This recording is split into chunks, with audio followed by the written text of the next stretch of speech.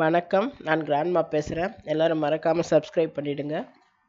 அமெரிக்காவில் தேர்தல் பொதுக்கூட்டத்தில் பேசிக் கொண்டிருந்த முன்னாள் அதிபர் டொனால்ட் ட்ரம்ப் மீது துப்பாக்கி சூடு நடத்தப்பட்டது.